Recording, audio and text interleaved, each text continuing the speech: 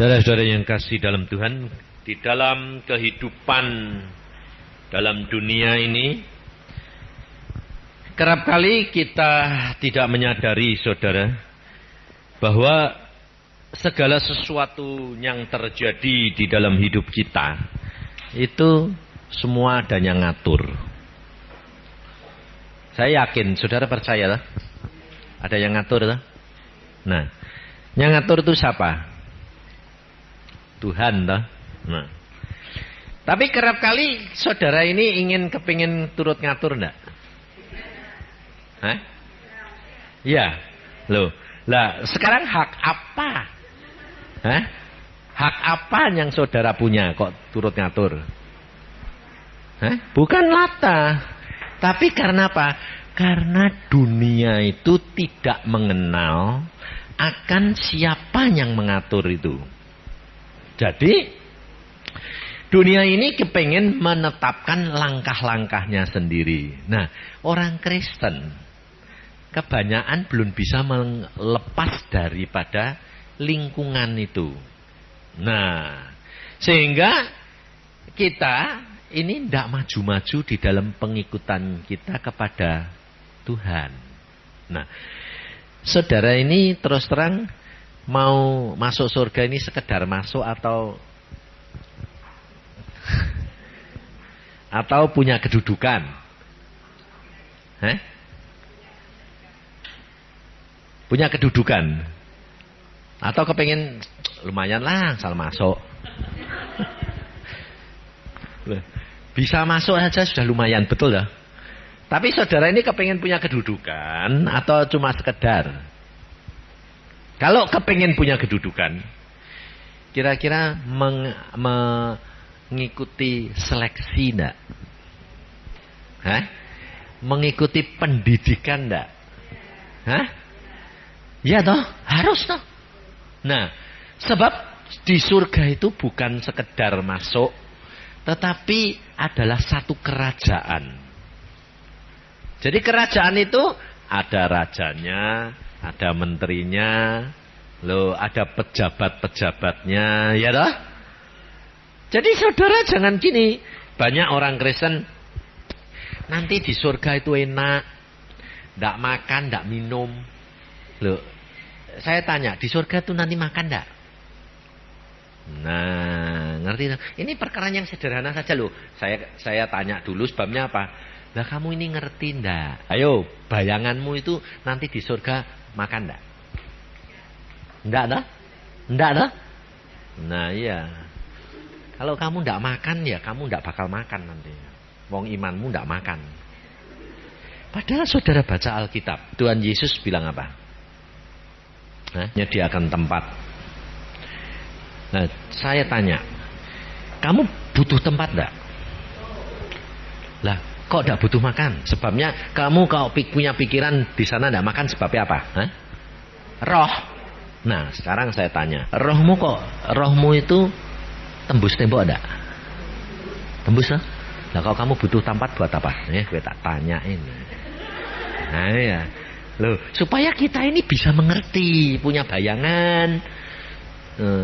Kalau kamu butuh tempat, Tuhan Yesus bilang, aku pergi ke surga menyediakan tempat bagimu. Kalau kamu ini tembus tembok, tembus apa? Butuh tempat buat apa? Berarti buat tempat itu, berarti kamu punya rumah enggak di sana? Bapak mengatakan bukan tempat tok loh, rumah. Kamu butuh rumah enggak? Nah kalau kamu tembus segala-galanya butuh rumah buat apa? Kamu butuh duduk enggak? Ayo, kamu punya rumah, punya tempat duduk enggak? Apa blong-blongan? Punya. Lah kalau kamu tembus, dah dudukmu piye? Bubukmu bagaimana? Di kursi. Lah katanya tembus sembarange. Ayo kowe tanyai kowe bingung enggak? Nah, karena pengertianmu itu salah. Belum ngerti. Kita ini nanti di sana itu roh. Punya daging dan tulang enggak? Nah itu, makanya itu. Sekarang saya tanya, Tuhan Yesus itu punya daging tulang enggak? Hah? Punya Tuhan. Loh. Sekarang Tuhan ini di surga. Duduk di sebelah kanan Bapak di surga. Punya daging dan tulang enggak? Tidak. Makanya itu ini baik. Persekutuan ini di gereja enggak bisa gini. Lihat ya toh. Kalau di gereja tak tanyai gini kan bingung apa dong, soal jawab ini kan seminar. Nah ini perlu nih persekutuan tuh di sini. Jadi kita ini persekutuan ini bantu gereja supaya memberikan pengertian. Tuhan Yesus pada waktu di dunia punya daging dan tulang enggak? Nah, pada waktu dia bangkit dari antara orang mati, dagingnya sama tulangnya tetap ditinggal. Loh, nanti dulu bangkit dulu. Bangkit dulu dibawa enggak? Hah? Bawa.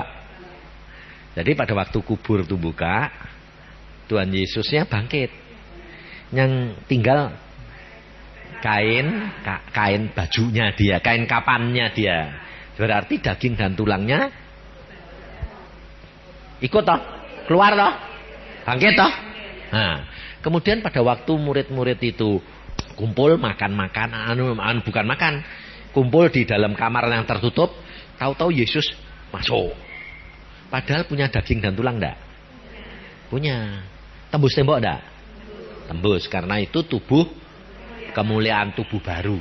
Nah, sekarang pada waktu Tuhan Yesus di atas gunung Bukit Zaitun, lalu dia ngomong-ngomong sama dia, sama murid-muridnya, terus Tuhan Yesus terangkat ke surga.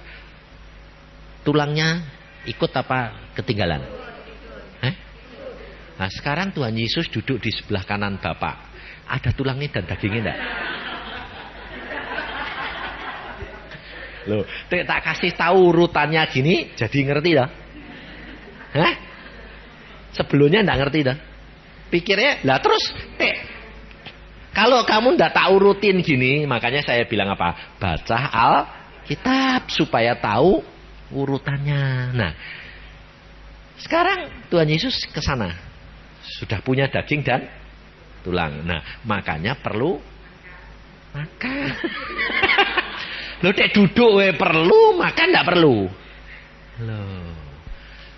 Saudara tahu, baca Alkitab. Yesus di sana itu pesta. Makan. Minum. Nah, saya kasih bukti. Pada waktu Tuhan Yesus kumpul sama murid-muridnya di dalam kamar, murid-muridnya percaya enggak kalau itu Tuhan Yesus? Enggak percaya. Lalu dia bilang apa? Aku ini Yesus, hantu, roh, itu tidak punya tulang dan daging. Raba ada. Lalu mereka masih tidak percaya. Lalu Tuhan bilang, kamu punya makanan enggak? Punya. Dikasih ikan goreng. Dimakan sama Tuhan Yesus enggak? Nah, jadi Tuhan Yesus sudah pakai tubuh baru, makan ikan goreng enggak? Waktu Tuhan Yesus pergi lagi, ikannya ketinggalan atau turut? Tembus tembok enggak?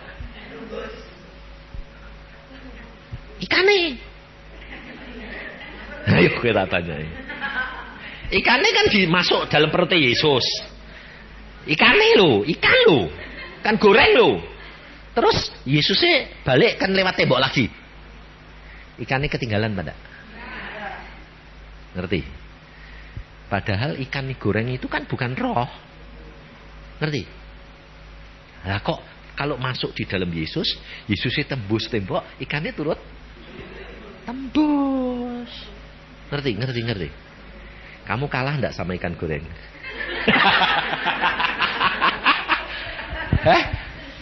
Kamu enggak bisa nembus tembok toh?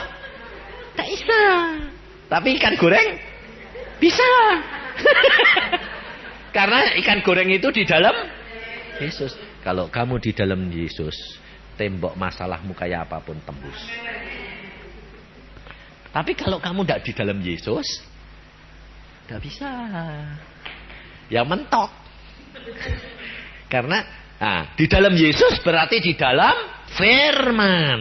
Nah, firman-Nya, jikalau kamu di dalam firman-Nya, kamu tadi nyanyi dah, tidak ada masalah yang sukar. Tidak ada yang sukar di dalam Yesus. Nah, jadi kalau kamu sampai sekarang ini masih mengalami kesukaran, sebabnya apa? Kamu tidak di dalam Yesus. Jadi Tuhan Yesus, ikan goreng itu kalau dibawa sama Yesus ketinggalan enggak? Loh, kalau dibawa enggak dimakan. Ketinggalan. Sebabnya di luar Yesus. Tapi kalau di dalam Yesus tembus. Ngerti? Nah, di surga kamu makan enggak? Makan. Makannya apa? Nasi goreng.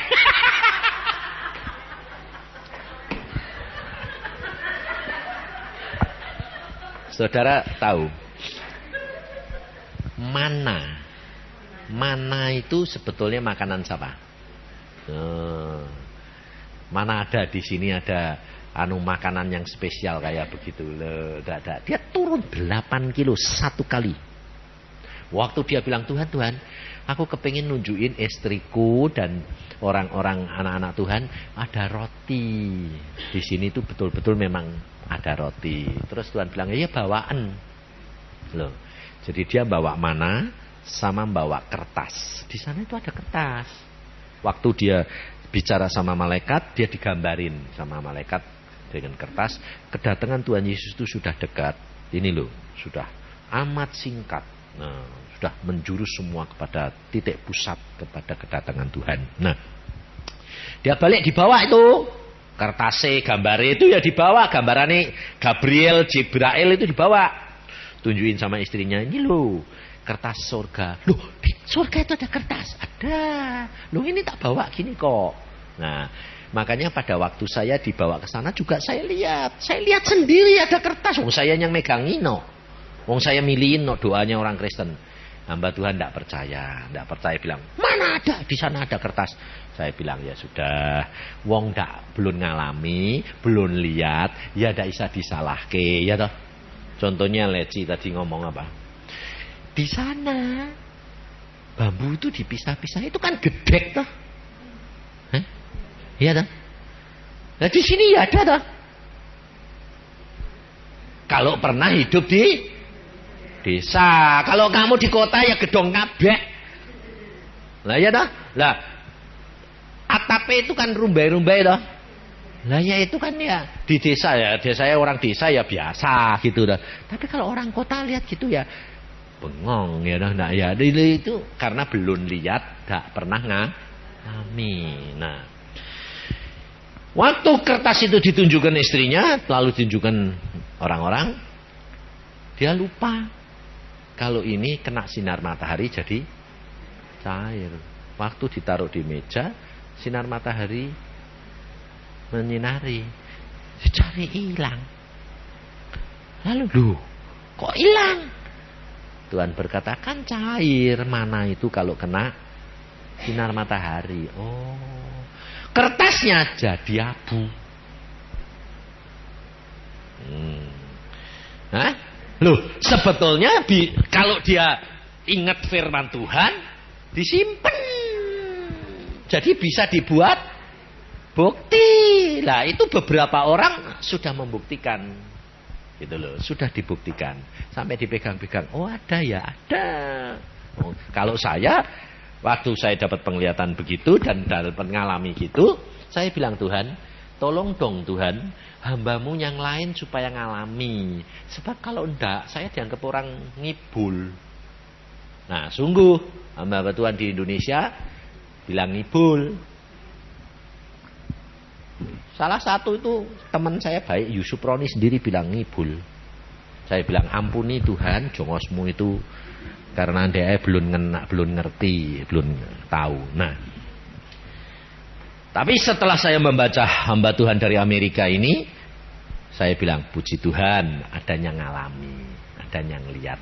Jadi saudara tahu, di sana itu nanti punya rumah, punya makan. Nah, Untuk itu, loh, saudara ini mau punya rumah yang gabungan atau rumah sendiri?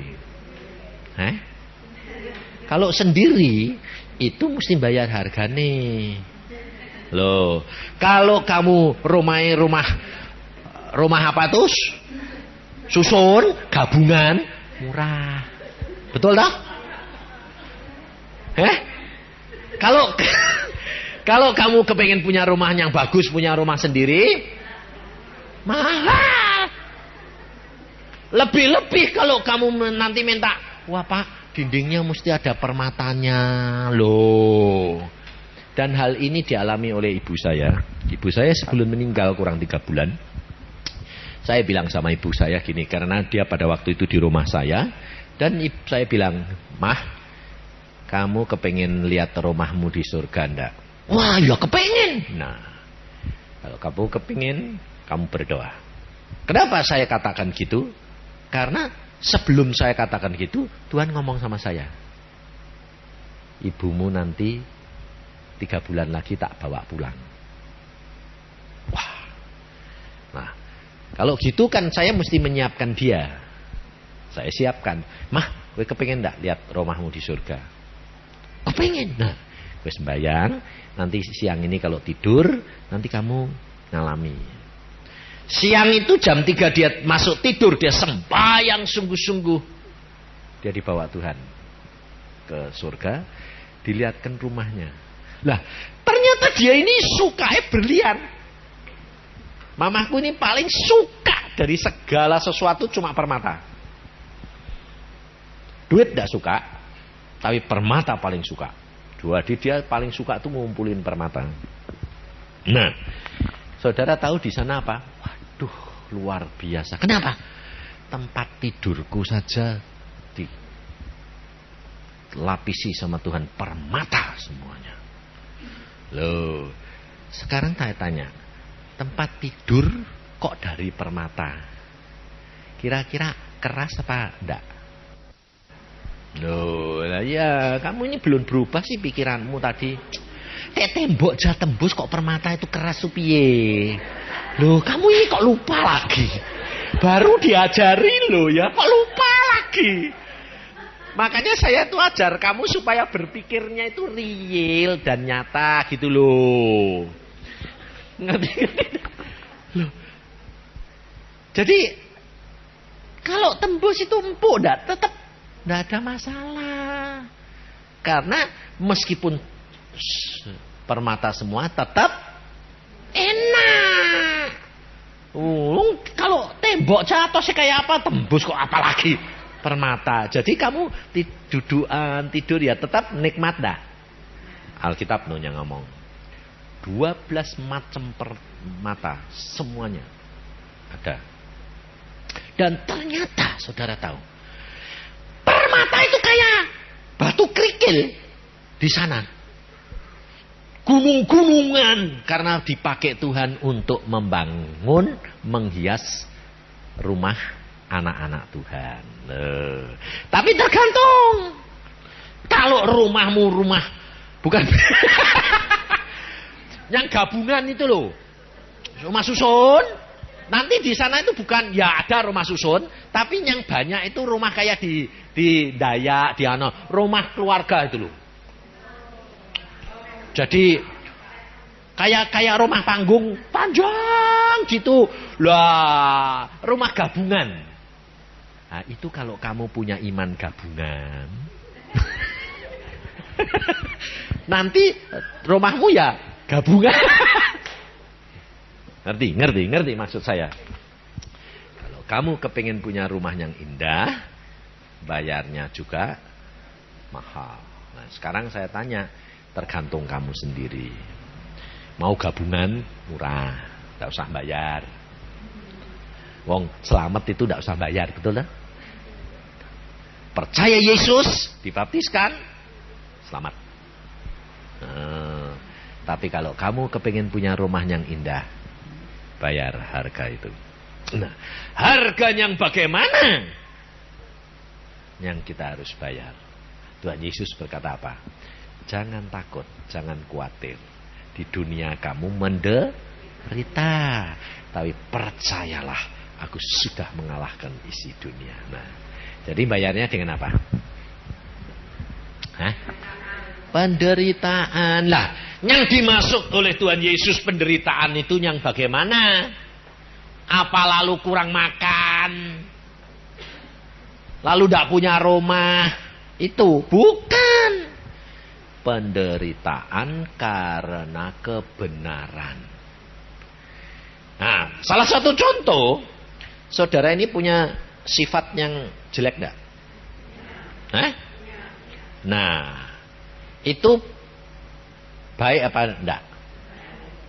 Tapi kerap kali itu keluar enggak? Nah, cara menghilangkannya bagaimana? Menderita enggak kalau mau menghilangkan itu?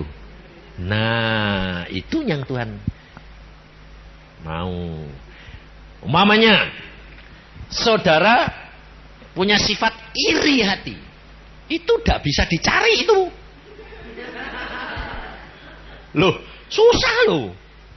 Kamu umpamanya kamu punyanya rumah sederhana, temanmu punya yang bagus, kamu selalu iri terus. Terus yang seneng permata, punyanya imitasi. Loh, kalau saya, kamu tanyai, yang dipakai itu imitasi pada enggak tahu. Loh, betul enggak? Tapi kalau orang yang seneng permata, tahu. Biarpun yang pakai itu orang yang kaya raya, dia pasti langsung ngerti, imitasi. Loh. Karena memang hobi. Betul dah?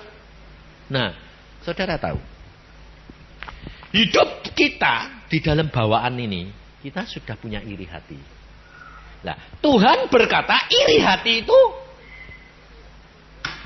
hasil dosa. Loh lah Tuhan, aku kok engkau lahirkan punya iri hati? Loh, Tuhan bilang, aku tidak melahirkan manusia itu punya iri hati. Aku melahirkan manusia suci, kudus. Tapi karena setan yang masuk dalam hidup manusia jadi kotor, punya iri hati. Nah, lalu Tuhan berkata, buang. Nah, untuk membuang itu bagaimana? Penderitaan. Timbul lagi, timbul lagi, timbul lagi. Harus dikikis. Nah, untuk itu saudara harus berani. Beraninya apa? Hanya bisa dengan Yesus, firman, yang membersihkan kamu. Dan dengan pimpinan Roh Kudus, engkau mampu mengerat iri hati. Demikian iri hati kamu dipotong hilang. Nah, kamu menang. Nah, itu ada upahnya. Gitu, itu bayare. Nah, sekarang saya tanya, watakmu yang jelek ini banyak atau sedikit? Lah terus yang sudah dikerat berapa? Nah, itu mesti diiling-iling, diinget-inget. Kalau belum, rugi nanti dicampur gabungan. Lah, sebabnya apa? Senang apa kalau digabungan? Loh, orang hidup gabungan tuh susah loh. Maka dari situ kamu nanti diajar Tuhan untuk hilangkan segala sesuatu dan kamu mampu di sana gabungan. Tapi kalau kamu sudah membayar di dunia, kamu tidak usah gabungan di sana. Karena apa? Karena kamu bayar semuanya. Dan seperti apa yang Yesus katakan. Nah, coba lihat di dalam Yesaya pasal 53. Maka dari itu kita harus belajar benar-benar akan firman Tuhan ini. Dan saudara nanti tahu, harus berubah cara berpikir dan pandangan kita di dalam kekristenan ini. Di dalam Yesaya pasal yang ke-53, mulai ayat pertama, siapakah yang percaya kepada berita yang kami dengar? Dan kepada siapakah tangan kekuasaan Tuhan dinyatakan? Sebagai taruh ia tumbuh di hadapan Tuhan, dan sebagai tunas dari tanah kering. Ia tidak tampan, semaraknya pun tidak ada, sehingga kita memandang dia, dan rupa pun tidak sehingga kita menginginkannya. Ia dihina dan dihindari orang, seorang yang penuh kesengsaraan dan yang biasa menderita kesakitan. Ia sangat dihina sehingga orang menutup mukanya terhadap dia, dan bagi kita pun dia tidak masuk hitungan. Tetapi sesungguhnya penyakit kitalah yang ditanggungnya, dan kesengsaraan kita yang dipikulnya. Padahal kita mengira dia kena tulah, dipukul, ditindas Allah. Tetapi dia tertikam oleh karena pemberontakan kita. Dia diremukkan oleh karena kejahatan kita. Ganjaran yang mendatangkan keselamatan bagi kita ditimpahkan kepadanya, dan oleh bilur-bilurnya kita menjadi sembuh. Nah, ini cerita ini perkara siapa? Semua tahu tentang Tuhan Yesus toh? Nah, nubuatan tentang Tuhan Yesus toh? Nah, sekarang saudara perhatikan. Tuhan Yesus, mengapa dia mau turun ke dalam dunia untuk menggenapi nubuatan ini? Mengapa Tuhan Yesus rela? Karena Tuhan Yesus adalah anaknya Bapa. Sebelum Tuhan Yesus datang, itu sudah ditulis. Jadi semua itu Tuhan tuh luar biasa sekali, saudara. Kalau kamu baca Amsal pasal yang ke-8, ayat yang ke-30 dan 31. Aku ada sertanya sebagai anak kesayangan. Setiap hari aku menjadi kesenangannya dan senantiasa bermain-main di hadapannya. Ayat 31, aku bermain-main di atas muka buminya, dan anak-anak manusia menjadi kesenanganku. Loh, ngerti? Jadi kalau Tuhan Yesus mau menderita, disebabkan karena saudara dan saya adalah kesenangannya dia. Nah, ibu-ibu ini kalau karena hobimu, kamu rela enggak menderita? Enggak? Saya buktiin. Kamu kepingin kelihatan indah enggak rambutmu? Kamu di oven, di salon, sampai diputar, sampai kadang-kadang pegel. Jangan gerak gini aja. Mau enggak? Kenapa kok kayak mau? Karena senang. Ya iya. Ngerti. Karena kamu kepengen. Nah, 1, 2. Kamu kalau pakai ini itu pedes enggak dicepet? Jujur. Kadang-kadang kekencengan pedes enggak? Pedes lah. Tapi kamu senang mau enggak? Gendal-gendal ya ben wes. Pedes ya ben. Betul enggak? Ini yang sederhana saja loh. Mau dah? Lalu yang sekarang kan lumayan dicoblos. Sakit enggak? Menderita enggak? Kok mau? Sebabnya apa? Senang. Nah, saudara tahu. Karena Yesus itu senang saudara dan saya, dia mau. Mati pun dia mau. Karena senang. Lah saudara ini sayang suami, sayang anak enggak? Seneng dah. Lah kok kalau dia dimaki, kalau salah pengertian lalu dimarah sedikit kok hati ini sakit. Ayo. Loh, lalu senengmu itu di luar atau seneng di jero? Saya yakin senengmu di dalam itu pada waktu masih mesra. Tapi lama-lama luntur. Salah. Yesus tidak pernah luntur. Sebab ini Alkitabiah, Yesus nuntut saudara dan saya. Kalau engkau cintamu sungguh-sungguh itu tidak berubah, padahal ada peribahasa, cintanya orang lagi itu dari tengah lautan pergi ke pesisir. Cintanya orang perempuan itu dari pesisir ke tengah lautan. Tapi zaman sekarang kebalik. Banyak yang kebalik. Karena saya ini hamba Tuhan banyak konseling. Perempuan-perempuan sekarang banyak yang backstreet. Jujur. Betul lah. Biarpun ngaku anak Tuhan.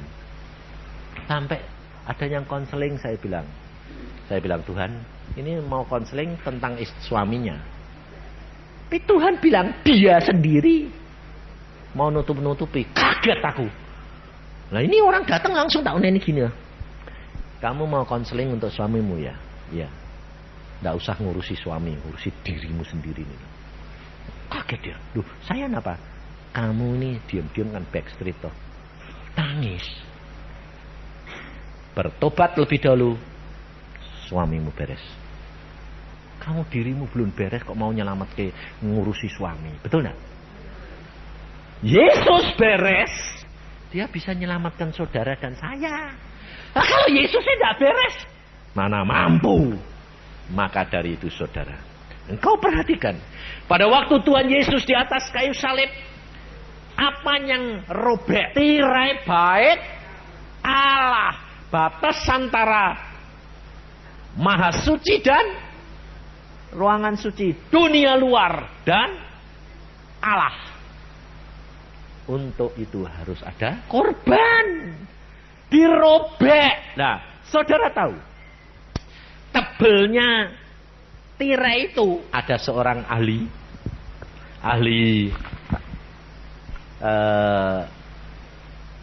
kain dari Amerika. Dia mempelajari khusus menyelidiki kain-kain itu. Waktu dia nyelidiki sampai ke tirai bait Allah yang robek, itu masih ada. Dia bilang, ini tirai tidak mungkin robek. Sekalipun ditarik 4 kuda, ujung-ujungnya diikat, kudanya 4 arah, dicambuk untuk lari, tidak mungkin sobek. Tirai bait Allah. Sebab itu ditenun dari bulu domba yang tebelnya luar biasa. Dan itu tidak mungkin sobek. Dan itu bisa robek. Kalau bukan Allah. Di pisau saja tidak mungkin. Tapi ini bisa robek. Dan dia melihat itu. Dia bertobat. Aneh toh? Lucu toh? Diinjili orang tidak bisa bertobat. Tapi dia nyelidiki sendiri. Dia lihat sendiri. Dia bilang, kalau ini bukan pekerjaan Allah, tidak mungkin. Dan ini benar, Yesus itu anak Allah. Sebab dia mati di atas kayu salib. Ini menggambarkan Yesus. Dia tidak mungkin dirobek kalau bukan Allah yang merobek. Supaya ada hubungan antara Allah dan manusia. Supaya ada keselamatan. Relakah engkau? Kalau engkau yang sudah mengenal Yesus, mungkin suamimu belum begitu mengenal, mungkin anak-anakmu belum, mungkin mertuamu, mungkin orang tuamu belum, tapi engkau sudah. Engkau ini sayang sungguh ndak sama keluargamu? Kepingin ndak masuk surga? Rela ndak dirobek kamu? Kalau engkau mengerti, kalau engkau memang sayang, kau pasti rela.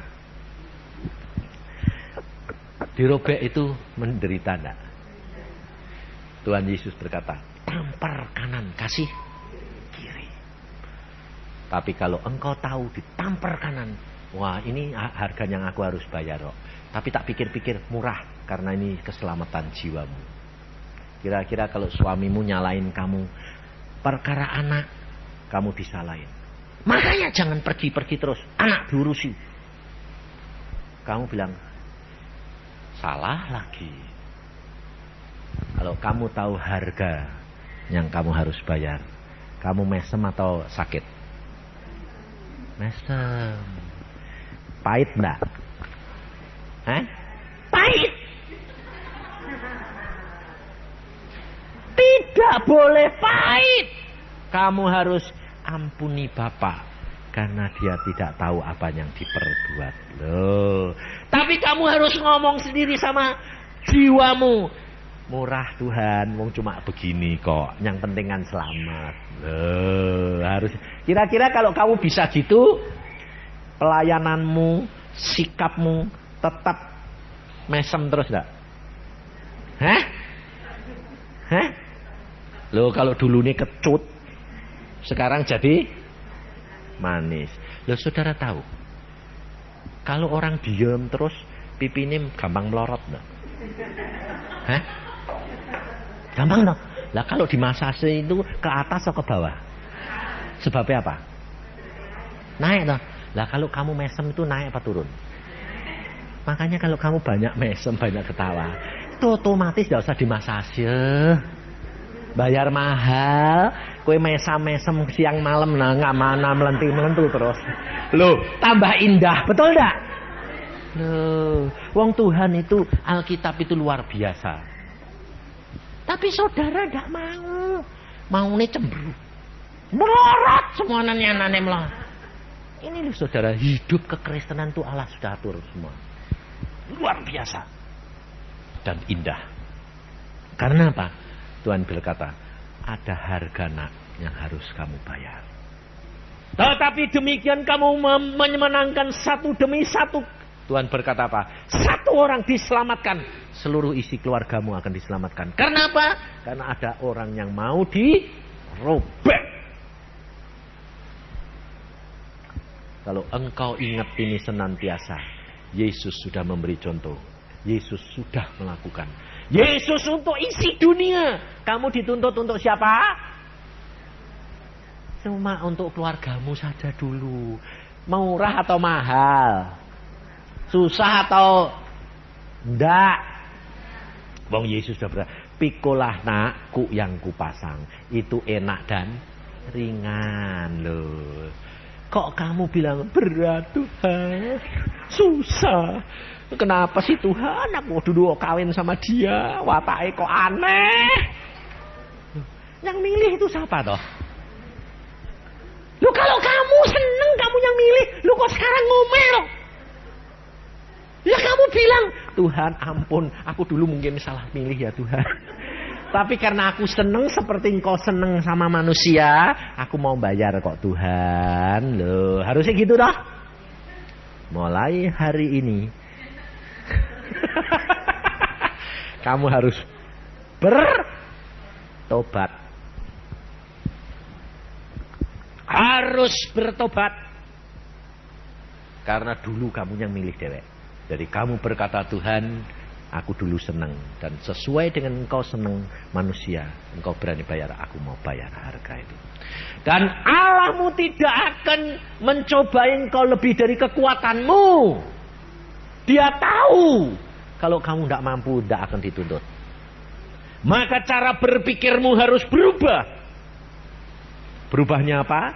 Jangan sekedar ingin gini ngatur. Tapi Tuhan atur, aku mau bayar harga itu. Karena apa? Engkau akan menerima kemuliaan di sana. Nanti kamu lihat, wah rumahmu bagus. Kalau ibu saya lihat dia bilang, wah seneng aku. Kenapa? Rumahku penuh permata. Karena ternyata dia adalah seorang ibu yang penuh dengan doa. Dia paling senang sembahyang. Dia paling senang ngajak ibu-ibu sembahyang. Asal ada kesulitan, udahlah sembahyang saja. Sembahyang. Duduk diam di bawah kaki Tuhan. Itu kekuatan kita. Karena Yesus itu adalah garam dunia. Kalau Anda dan saya punya kelemahan-kelemahan, itu barang busuk pada? Hah? Busuk toh? Barang busuk sebelum busuk direndam garam. Keluar enggak busuknya?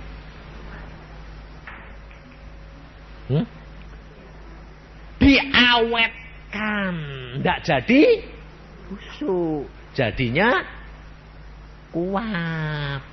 Makanya ikan asin itu enak. Padahal sebetulnya barang. Betul toh? Ikan asin itu kan barang mati toh. Kalau dibiarkan kan busuk toh. Tapi kalau di garam jadi enak, sama sambel ngabisin nasi ya toh. Lah, sifatmu ini busuk enggak? Jelek enggak? Kalau kamu di dalam Yesus, suamimu akan kabelan terus. Loh, kenapa? Lah, enak ikan asin kok, enak. Jadi kalau kamu nanti lihat ikan asin, itu aku itu. Nah, gitu. Aku perlu digaremi terus ini, betul? Dengan firman.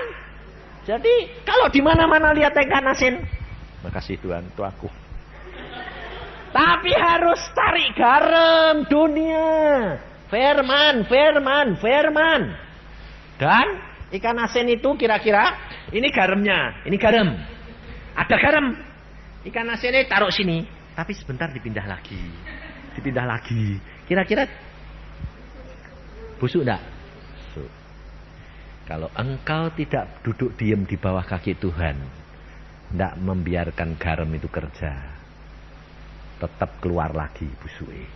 Makanya banyak orang Kristen bilang, sudah baca Alkitab, sudah sembahyang, sudah. Berapa lama? 5 menit, Pak. Terus pergi lagi, ya itu kayak ikan asin dipindah-pindah. Busuk lagi. Setiap hari ada baca firman. Minimal 1 jam. Untuk baca firman Tuhan dan berdoa. Saya jamin engkau akan menjadi peka. Engkau akan diubahkan watak dan perangimu. Karena yang busuk akan diubah menjadi asin, enak. Busuk tidak keluar. Orang lain cari kamu. Tidak usah kamu yang ribut. Kalau engkau berubah, kapan itu ikan asin baru enak? Dirasakan enak orang cari.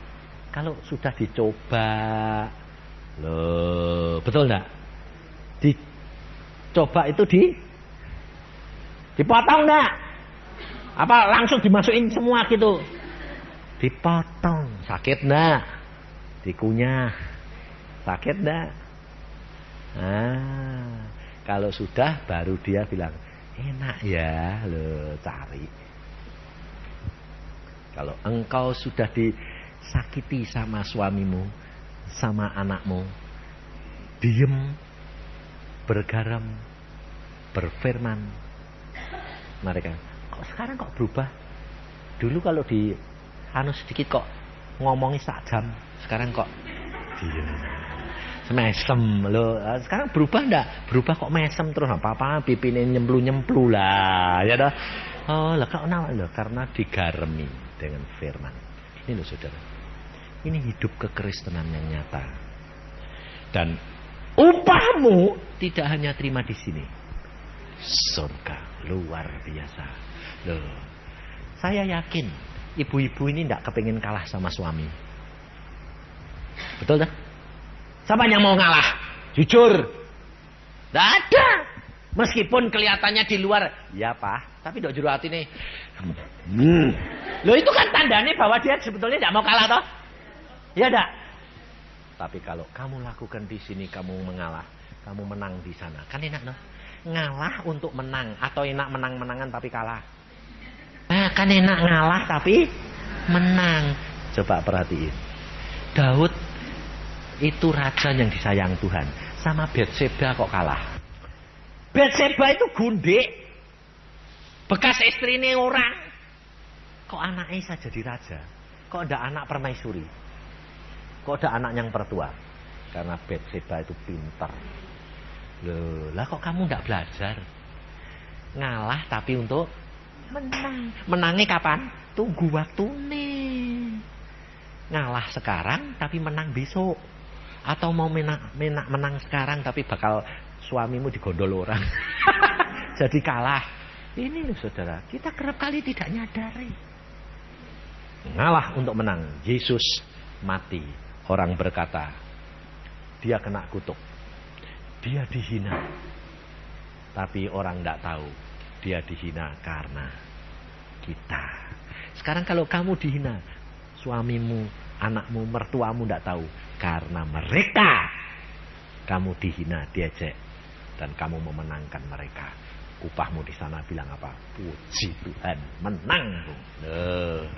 Dan Tuhan berkata, seperti aku, engkau harus ngalami. Kalau kamu murid-muridku, kamu akan ngalami seperti gurumu. Tapi kamu tidak akan dituntut seperti Yesus. Tapi Yesus porsinya isi dunia, miliaran orang. Saya dituntut cuma beberapa orang saja. Makanya ngomong sama jiwamu. Kalau kamu pas kena kebentur sama suami, mertua, sakit, langsung masuk kamar, madep kaca.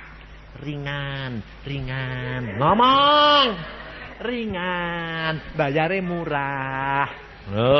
Pasti leleh. Sakitnya hilang. Keluar, mesem lagi. Bisa ngelayani, betul enggak? Caranya gitu. Jangan terus tutup pintu, masuk kamar, tutup bantal, ngomel. Melorot semua nanti. Nanti turun semua nanti. Tidak bisa. Madep kaca, ngomong. Langsung omongin jiwamu. Nanti diubah Tuhan. Sebab itu Alkitab yang ngomong. Daud sendiri ngajar di dalam Mazmur. Hai jiwaku, mengapa kamu merana? Percayalah kepada Allahmu yang Maha Kuasa. Jikalau kamu dalam penderitaan itu terus ngomong, hai jiwaku, Yesus sudah bayar buat kamu. Kamu bayarnya murah. Nah, beres toh. Kamu mesepnya ya murah, wes. Kamu seneng lagi loh. Sebetulnya gampang toh. Kalau kamu tahu caranya, praktekin, nanti kamu akan memetik hasil. Karena firman Tuhan berkata, jangan kamu takut. Aku sudah mengalahkan isi dunia. Baca di dalam Yohanes. Ini firman kunci supaya engkau ingat-ingat, apalkan dan alami supaya kemuliaan Tuhan nyata bagi engkau dan saya. Di dalam Yohanes pasal yang ke-16 ayat 33. Yohanes pasal 16 ayat 33. Semuanya itu kukatakan kepadamu supaya kamu beroleh damai sejahtera dalam aku. Dalam dunia kamu menderita penganiayaan, tetapi kuatkanlah hatimu. Aku telah mengalahkan dunia. Loh. Luar biasa dah. Kemenangan supaya kamu dapat damai sejahtera di dalam siapa? Yesus. Dalam dunia ini. Jadi memang kena angin tofan itu akibatnya kena sakit. Iya sebentar. Masuk kamar, ngadep kaca, ngomong, damai datang lagi. Menang. Keluar sudah mesem lagi. Lihat yang marah sama kamu kan jadi bingung. Loh, kok redup sebentar, masuk kamar, keluar cahaya lagi. Rahasianya di mana? Yesus. Nah, ya dah. Maka kamu akan memenang dari kemenangan kepada kemenangan. Boleh jatuh, tapi ndak geletak.